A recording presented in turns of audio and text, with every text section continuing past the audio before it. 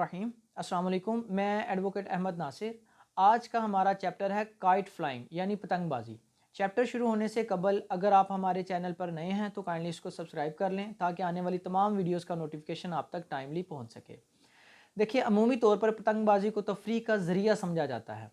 नौजवान बड़े शौक़ से पतंगबाजी करते हैं, जबकि 2001 में एक ordinance the Punjab prohibition of kite flying ordinance 2001 आया, जिसके तहत पतंगबाजी एक जुर्म करार दिया गया। क्योंकि आपने देखा होगा कि जब कभी किसी की पतंग कटती है तो वो बड़े ज़ोर से उस पतंग को अपनी तरफ खींचता है।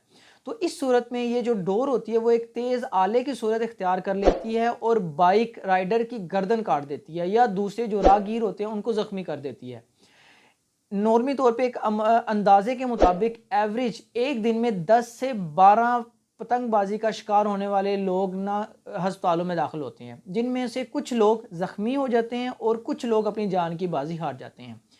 क्योंकि पतंगबाजी एक पब्लिक सेफ्टी में आता है, तो जब भी कोई भी शख्स पकड़ा जाता है पतंगबाजी करता हुआ तो फ़ौरन से पहले उसके अगेंस्ट क्या कर दी जाती है, FIR लॉन्च कर दी जाती है। और ये कि ऑर्डिनेंस 2001 का इतलाक़ किन किन लोगों पर होता है।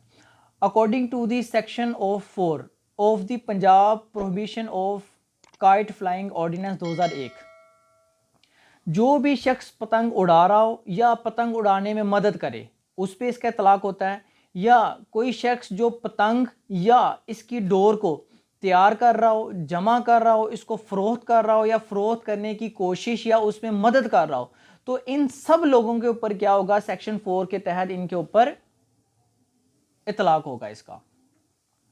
क्योंकि ये एक कॉग्निजेबल और नॉन बेलेबल जुर्म है और ट्राइएबल बाय मजिस्ट्रेट है। जब भी कोई शख्स पकड़ा जाता है तो उसको मजिस्ट्रेट साहब के सामने पेश किया जाता है और इसमें तकरीबन 3 साल की सज़ा हो सकती है और 1 लाख का जुर्माना हो सकता है, या ये दोनों इकट्ठी भी हो सकती हैं।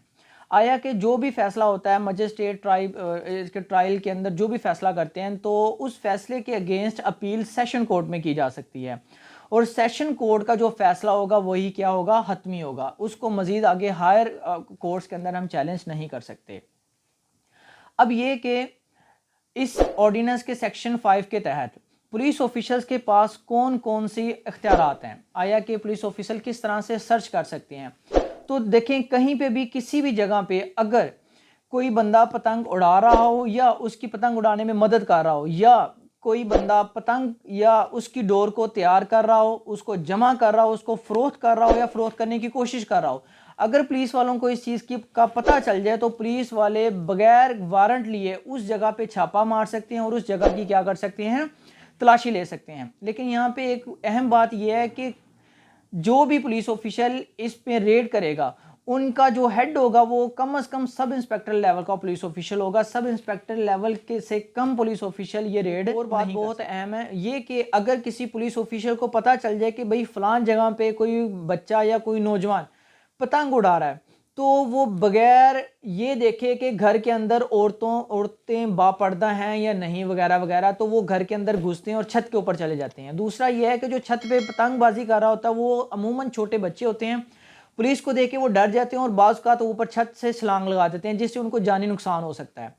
तो इन सारे मामलात को देखते हुए, क्योंकि पुलिस वालों के पास कोई किसी किस्म का कोई SOP नहीं होता, यानी कि जब वो छापा मारते हैं या कोई रेड करते हैं, किसी के घर के अंदर घुसते हैं, तो उनके साथ कोई लेडी कांस्टेबल नहीं होती, तो वो ऑन दी स्पॉट SOP बनाते हैं और उसके ऊपर क्या कर देते हैं, अमल कर देते हैं। तो घर की चारदीवारी की इज्जत के लिए वालिदैन को चाहिए कि वो अपने बच्चों को क्या रखें, पतंगबाजी से दूर रखें। और भी ऐसे हर उस काम से या उस तफरी से मना करता है जिससे किसी दूसरे इंसान, खासकर मुसलमान की जान या माल को क्या हो, नुकसान हो। तो पतंगबाजी एक जानलेवा अमल है, क्योंकि इससे ये होता है कि आपकी पतंग की डोर से किसी इंसान की ज़िंदगी की डोर कट सकती है।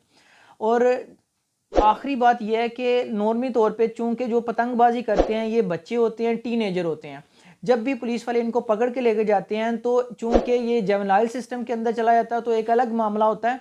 तो पुलिस वाले क्या करते हैं आम तौर पे, हालांकि ये प्रैक्टिस इनको नहीं करनी चाहिए, ये करते यूँ हैं कि जो उस बच्चे के पीछे से उनका बड़ा भाई या वालिद आते हैं तो उनको बिठा लेते हैं, उसके ऊपर क्या कर देते हैं, FIR लॉन्च कर देते हैं। हालांकि ये अकॉर्डिंग टू लॉ बिल्कुल क्या है, गलत बात है और कानून के खिलाफ है। ये कि पेरेंट्स को चाहिए कि वो अपने बच्चों पे नज़र रखें और उनको पतंगबाजी से क्या रखें, बाज रखें। उम्मीद है कि आज का चैप्टर बहुत ज़्यादा इन्फॉर्मेटिव रहा होगा। इंशाल्लाह मिलते हैं शॉर्टली एक नए टॉपिक और एक नई वीडियो के साथ। तब तक के लिए अल्लाह हाफ़िज़।